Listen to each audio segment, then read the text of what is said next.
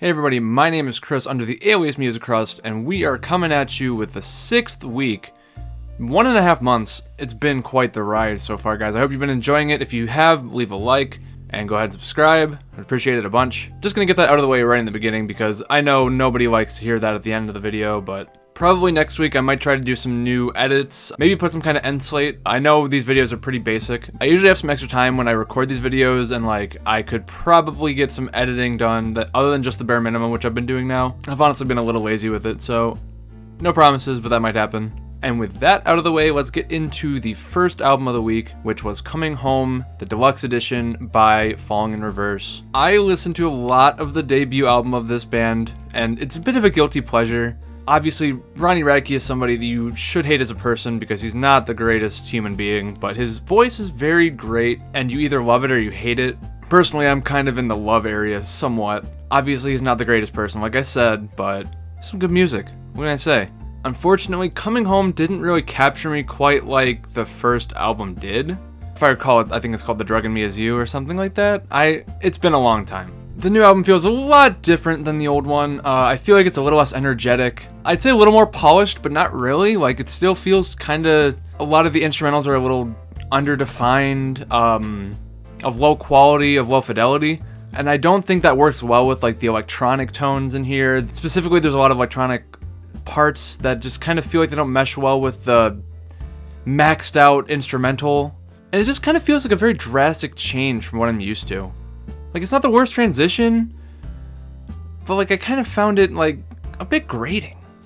It's a bit boring, too. Like, it was lacking in musical variety. A lot of the tracks sound the same and they progress similarly, but at the same time, like, they just don't capture, like, nothing really captured me here for the most part. And like I said, the low fidelity mixing with the synthetic parts here just didn't work in their favor. It didn't overlap well. I think this album does show some level of growth for the artists involved. I think Ronnie's voice has developed quite well over the years. I think that the instrumentals are okay, even if they haven't been recorded well. I think it shows good development and growth of the artists themselves, but this is not their best work. I was pretty neutral on this one. I gotta give it a neutral, somewhere maybe a little higher than just neutral, but not much. Our second album is Twilight of the Thunder God by Amon Amarth. I think I'm saying that right. It seems like a pretty easy thing to say, so I hope I'm not wrong. So we're getting some good old Swedish death metal here. Actually, we had got a couple different European sounds this week. It's pretty cool. But we're going to focus on Amon Amarth first. This is their 2008 effort, and Twilight of the Thunder God sure is something. I do enjoy some high-quality death metal from here and there. Not really my big thing, but it's nice to have drowning everything else out here, you know, from time to time. And I gotta say that they definitely hit the spot that I've been kind of somewhat craving for a while. I find death metal to be kind of hard to give a first impression on out of any genre that I've listened to so far. So this is going to be a bit of a brief one, but I did enjoy it. I definitely enjoyed it. I feel like there's not as much individuality in this album. I feel like all of the artists in this group sound great together. I think it's all well composed. It doesn't feel like multiple things are going on. It feels like it's all one solid idea, and I like that. I guess I could say that everything that you hear synergizes well with itself. Like, it's all good as one whole thing. And I find that something very ideal, but honestly, it's hard to capture that in music sometimes. So it's good. They're good together. I like this a lot. The guitar isn't lazy. I can tell the lead vocalist has the chops. The unqueen vocals sound pretty great here. Like, they've definitely been working on them for a long time. If I recall, this artist has been together for quite a while. Started in the either early or late 90s, I'm not sure. So yeah, I gotta give this an okay. Like, it just sounds good. Like I said, death metal's not my big thing. It's more of a, if I'm feeling it, I'm feeling it. And luckily for this artist, I was feeling it at the time. Definitely an okay. Might be higher if I listen to it more, but I'm not sure yet. Alright, here's our classic. Here's our classic of the week. We got Thriller by Michael Jackson. This was like the #1 selling album of all time for a very long time, until recently. I think the Eagles' Greatest Hits album outplaced it recently. I don't know how recent, but this is what I've heard. So that's pretty damn impressive. This album has a big legacy behind it. It's a legendary You've heard it. You've probably heard half the tracks on here already, and I did too. And I figured when I'm coming into this, I'm like, okay, this is more of a nostalgia trip than it is a first impressions. And honestly, that's kind of what it was. Like, there's obviously a lot of the tracks on the album. There's actually only 9, but I've already heard 4 of them or 5 of them. I can't remember how many. So like, I've already heard half the album. Makes it easy to talk about, at least. You know, I've always really enjoyed Thriller, Beat It. Billie Jean is actually my favorite Michael Jackson song, and that's on here. So, you know, like, what do I say? It was great. There's not much I can say that hasn't already been said. Every aspect of the album just sounds so on point, including the synth, Michael Jackson's vocals. Like, I mean, it's the king of pop's vocals. What are you gonna expect? Something bad? Nah, this is some good shit. So yeah, this is more of like I said, this is more of a nostalgia trip than first impressions. That's just how it is. But the show must go on, so let's just slap a grade on this bad boy and get moving, okay? Let's go to the number 4. And with the number 4, we're gonna get into some deep stuff here. From a highly regarded artist that actually comes from my state, so that's pretty cool. We got Ohio's John Legend, and this is his album Darkness and Light. I believe it's his newest album from 2016, and it's quite a great mix of funk, blues, hip-hop, R&B, and I really liked it, actually. Like, no matter what style each track is going for, John Legend has really shown like he stands the test of time. He always comes through with something great on each track. I actually enjoyed pretty much this whole thing out thoroughly. It had good features, and I can tell that a lot of care and effort was put into the album, and it was just a very enjoyable listen through and through. Like, I can't say too much more than that. That being said, gotta give it a comfortable good, a little high, not too high, but it was solid. Would definitely give this one a recommendation if you haven't heard it already. So yeah. Alright, number 5 is a debut album, and debut albums can be very pivotal to someone's career. Obviously, it's your first work, it's your first example of what you can do, and Let It Enfold You by Senses Fail, I don't know, man. I used to listen to this artist quite a bit. This is another one of those, like, I haven't heard the album, I've heard a couple singles. This is what LimeWire did to me, because like I downloaded so many singles but never a full album, whereas with Spotify, now that I have access to all of these albums, I just listen to them like at once. Oh, but yeah, I'm a super bad pirate, man, or I was a decade ago, so yeah. Just letting you know that. With the way music's distributed nowadays, I don't have to be like that, and I probably didn't have to be before because there was YouTube, but I'm a shitter. Anyways, let's get back on track. Let It Enfold You, it just fell so flat of my expectations. Like, it definitely felt like some good old-fashioned mid-2000s emo, which is what it was. And you gotta give it some credit. They were some of the bigger artists of that genre. They kind of pushed it. But I've just really grown out of that, and I didn't get much out of this listen as much as I have with the previous albums that I've rated on here, except for the one by Falling in Reverse. But we don't gotta get back into that. When we're talking about Senses Fail, I just don't care too much about the album. I still kind of enjoyed like the one track I used to listen to a bunch, which is New Jersey Falls into the Atlantic. That one was alright, but you know, it just wasn't my thing, and that's become very clear. Well, it was my thing, but it's not anymore. Usually I'll say it's not my thing, but like, this used to be my thing. It's just not now. Full of your unsettling lyrics, your fast guitar riffs, and like I said, that general 2000s emo feel. Senses Fails, Let It Enfold You gets a high-ish neutral for me. Don't quite think it's bad, it's just, I've grown out of it. Number 6 is one of those sleeper albums that I wasn't expecting to get much out of, but I actually really, really enjoyed them.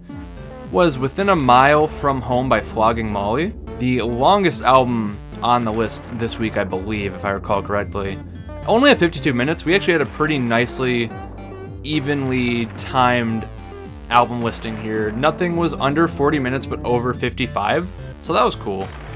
Because usually I'll get like a 30-minute album, but then like an 80-minute one next, and that's just ridiculous. There's a lot of unique stuff here. I thought it was just going to be the same old thing, and because I know this artist a bit, my friend suggested this to me, and I've heard a couple of tracks from them before, but it actually exceeded my expectations just a little bit. There's a lot of variety there are slow songs, there are fast songs, they go back and forth. It's not just a gimmick, and you could say that like them having the fiddle and the accordion is kind of a gimmick, but that's just Celtic punk music, and I don't know, it was good. I dig it quite a bit, actually. I gotta say, they're pretty solid. Some of the tracks give me this like piratey vibe, which that comparison's been made before. Obviously, it's probably one of the biggest comparisons you can make if you listen to this artist. But there's actually a lot of good, like, slow tracks in here that really emphasize the instrumentals, like the unique sound that this artist portrays.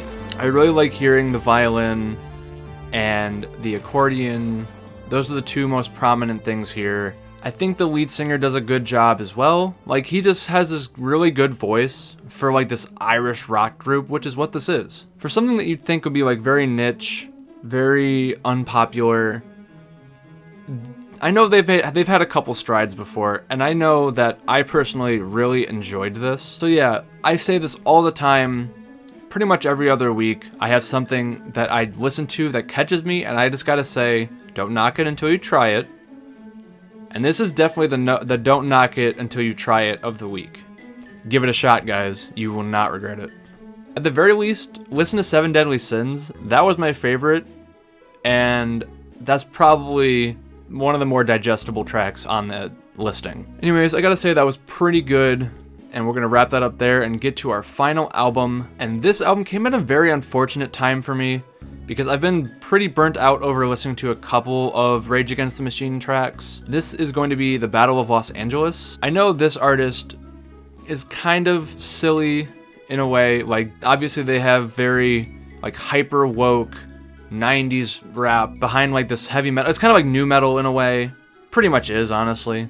And I'm gonna be honest in saying that it was hard to sit through a full album of them. This is definitely the kind of artist that I need to listen to in short bursts, otherwise I just get burnt out on it so hard.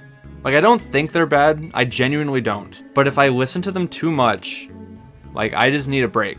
And that is how I felt listening to it on this listen through. So, I don't know, they might just not be my thing. And I say that all the time, but I really want to give every artist a shot, more so than just one listen through. So I typically take a couple songs I really liked and try to add them to my mixes of, you know, playlists. But I don't know if I'm going to do that with this artist, honestly. I don't know, it isn't so bad. And I've always particularly enjoyed the track Guerrilla Radio. But like I said, I'm pretty burnt out on it. That was one of the tracks that I'm going to name that I just can't listen to that much anymore. Also, the stuff that I really didn't like really stuck out to me, and it didn't stick in a good way. I think the worst of the worst here was Maria. There was literally just a high-pitched, loud sound that went on for way too long, like over 20 seconds, I'm pretty sure. And it just kept going, and it was so grating on the ears. Like, I'm like, why is this here? What purpose does this loud, high-pitched ass, low-fidelity ass sound exist for? And why the fuck is it ruining an otherwise good-sounding track? Although the awkwardly over-edited guitar that sounds out of tune, that had like a very slight solo, didn't help either. But I think it had a couple good things, and I wish that like they stuck with the good things instead of trying to be so experimental. I guess somebody has to be experimental, but it just wasn't good. And like in Ashes in the Fall, the same screechy high-pitched bullshit comes back. Like, why? I don't understand. With that being said, I cannot give this artist over a neutral. I think it's actually kind of a lowish neutral. And I want to enjoy this artist. I think they have a lot of good ideas, but there's a lot more bad here in the long run. Even the tracks that I enjoy a lot, they just really get tiring after a while. You know, I found myself getting bored of a lot of artists, but no other artist than Rage Against the Machine have gotten me tired of them this fast, except for maybe 21 Pilots. I got burnt out of them pretty fast. So we have this week's overall length is 5 hours and 22 minutes, the shortest we've had so far by 18 minutes. That leaves us at an all-time so far at this point of 33 hours and 14 minutes listened of music. Longest album this week was Within a Mile of Home at 52 minutes, and the shortest was Thriller at 42 minutes. There's only a 10-minute difference this week. That's pretty solid. I actually really enjoyed that. It made it a lot easier to listen to these on a daily basis. My favorite album is probably Thriller. I mean, what do you expect, guys? This is one of those weeks where you just know it's gonna be that. My least favorite was the Battle of Los Angeles. I think this part of me growing out of it, kind of similar to Let It Unfold You, which is a close second least favorite. I find it easy to get burnt out by some artists, and it really shows here, so that's all I gotta say. And that's gonna be all from me, guys. Thank you so much for watching. Once again, I am Chris, under the alias MusiCrust, and I'm gonna see you next week, where we listen to 7 more artists and get real freaky with it. Maybe. I don't know. I don't even know what I'm listening to next week. We'll find out. Bye, guys.